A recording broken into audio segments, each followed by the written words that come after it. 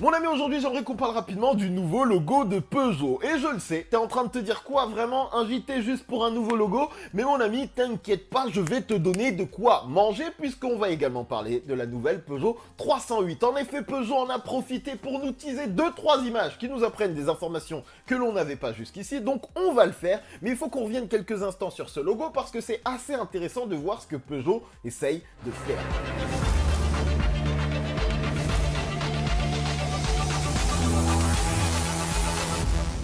Depuis la nouvelle 308, qui va bientôt être l'ancienne 308, Peugeot essaye de monter en gamme. On l'a vu à travers chaque modèle. À chaque fois qu'ils nous ont envoyé une voiture, c'était un petit peu plus poussé, un petit peu plus affiné que la précédente. Je sais, certains n'aiment pas, mais ce n'est pas la question aujourd'hui. Le fait est que quand on voit le travail que fait Peugeot depuis quelques années, clairement, l'image qu'ils ont dans la tête du grand public a clairement changé. J'ai entendu parler plein de gens de la nouvelle 208 et pas de la Clio 5. Et il y a une raison pour ça, c'est parce que Peugeot fait un travail de fond qui continue aujourd'hui avec ce nouveau logo qui représente un emblème, un blason. Clairement, tu vois qu'il y a une certaine fierté dans le logo qu'il nous propose et c'est assez intéressant parce que dès le 18 mars 2021, on va pouvoir le voir sur la calandre de la nouvelle Peugeot 308 et définir si ça marche bien ou pas. Et les amis, d'ailleurs, attendez-vous à ce qu'il soit gros.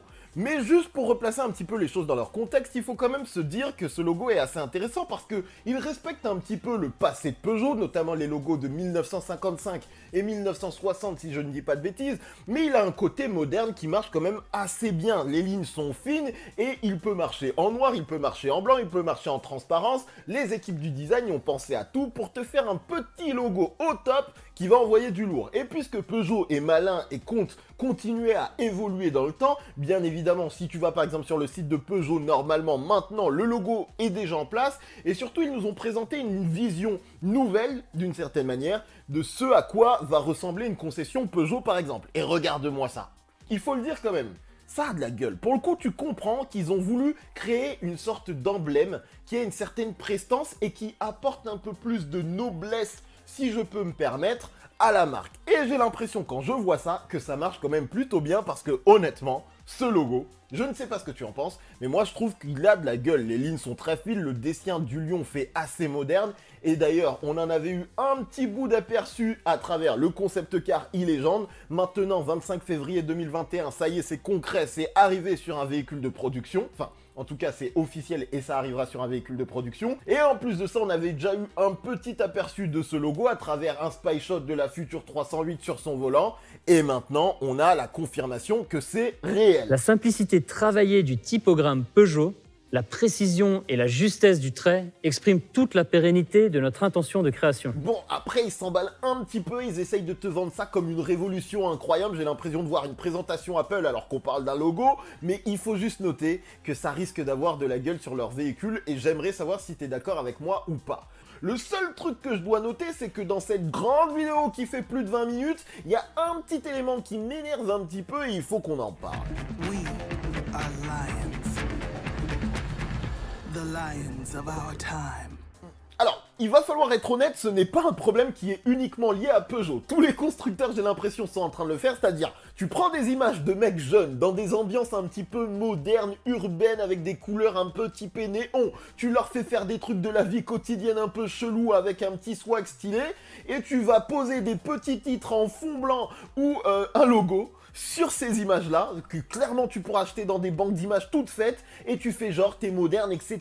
Et cette manière de communiquer très en vogue en ce moment me pose un petit peu problème. Peugeot, ça fait quelques années, moi depuis 208 au moins qu'ils le font, et ils continuent ici, alors que ce que je trouve dommage dans cette histoire, c'est qu'effectivement vous êtes en train de vous démarquer des autres constructeurs français. Bon point, mais essayez aussi de vous démarquer dans la communication de tous les autres constructeurs. Honnêtement, je pourrais facilement trouver 4 vidéos qui sont à peu près dans le même style de 3 ou 4 constructeurs différents. Sans mentir, je pourrais le faire et honnêtement, je pense même peut-être faire un sujet là-dessus parce que ce type de communication m'horripile. Tu pourrais mettre plein de logos, Seat le fait, Audi le fait. Vraiment, c'est incroyable. Ils sont tous ce délire-là un petit peu fashion moderne avec...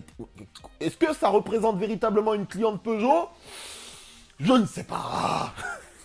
Will have understood through the film and the pictures. Autre petit point à noter, c'est la première fois qu'on voit véritablement Linda Jackson aux commandes de Peugeot. Et j'avoue que Jean-Philippe Imparato manque un petit peu parce qu'il avait un véritable charisme qu'on ne retrouve pas forcément, à mon sens, je ne vous en veux pas Madame Jackson, derrière la révolution Peugeot qui est en cours depuis plusieurs années. Autre élément, Mathias Haussmann, qui incarne maintenant le design Peugeot, puisque Gilles Vidal est parti chez Renault. Mais vraiment, pour le coup, on te fait confiance et envoie-nous du lourd sur la présentation de la 308, parce que crois-moi, les gens sont chauds pour suivre tout ça. Et enfin, j'ai noté, il y avait Thierry Lionziano qui lui s'occupe du marketing. Thierry, s'il te plaît, il faut arrêter avec la communication dont je viens de parler juste avant. Il faut trouver des éléments un petit peu plus personnels et propres à Peugeot. Et si vous voulez que je vous aide là-dessus, n'hésitez pas, je peux vous fournir mes tarifs et de bonnes idées pour vraiment pas très cher. On s'appelle. Et ça y est, on va en parler. Nouvelle 308, ce que tu vois là, c'est un bout de sa calandre et son nouveau logo, qui à vue d'œil ne devrait pas être petit du tout, mais surtout ce qu'il faut noter, c'est que dans la nouvelle vidéo de communication que Peugeot a lancée, et qui devrait être diffusée à partir de demain un peu partout dans le monde, il y a certains éléments à noter. Yep, c'est la nouvelle 308. Oui, vraiment, c'est elle. A land where we pounce on every occasion. Alors, la vidéo est un peu longue et il y a beaucoup de blabla et 2-3 images de la 308 qui se sont glissées, donc on va accélérer un petit peu le processus. Dans cette vidéo, qu'est-ce qu'on peut voir? L'aile de la 308 avec le logo qui sera situé sur les finitions hautes en latéral sur l'aile avant. On a également la jante qui a l'air plutôt mignonne dans la finition qu'il nous montre. On a également le logo sur la calandre, je t'en ai déjà parlé. La signature lumineuse arrière qui reprend le style des griffes mais avec une nouvelle interprétation assez intéressante. Et également les feux avant qui paraissent très fins avec le fameux décroché qu'on a souvent l'habitude d'appeler croc qui sont toujours présents. Des éléments qu'on le savait déjà existants mais qu'on peut voir un petit peu plus finement dans ces images. Je les ai déjà décortiqués. Je vais appliquer les dernières petites modifications qu'il fallait à mon rendu qui aurait dû sortir sous peu mais qui arrive, vous inquiétez pas. Et croyez-moi, j'ai essayé de le faire aussi accurate, aussi précis que possible pour que avant le 18 mars, vous ayez une idée assez claire de ce qu'on peut potentiellement attendre de cette 308. Il y a même certains éléments qui me permettent de définir un petit peu comment s'intègre la grande calandre dans cette nouvelle 308. Et clairement, Peugeot commence un petit peu à titiller le terrain. Et en plus de ce logo, clairement, tu te dis cette 308, quand on voit en plus ce qui s'est passé avec DS4, tu te dis ouh là là, ça va être mignon cette 308, on a envie de la voir en vrai. Et c'est pour le 18 mars, mon ami, reste dans le coin, parce que les rendus qui sont dans cet ordinateur, celui qui est derrière, sont vraiment... Ça fait quelques... Franchement, j'ai passé du temps à modifier un rendu qui existait déjà pour le rendre plus proche de ce qu'il faut attendre. Et il va falloir que j'affine encore un petit peu les feux parce que visiblement, comme tu as pu le voir, c'est très fin. Mais mon ami, on arrive à la fin de ce JT, un petit peu plaisir pour découvrir le nouveau logo, parler un peu communication. Et évidemment, j'attends vos amis dans le commentaire. Je veux savoir si ce logo vous plaît ou pas. Est-ce que vous pensez que c'est en cohérence avec tout ce que fait Peugeot et que sur la nouvelle 308, ça aura de la gueule?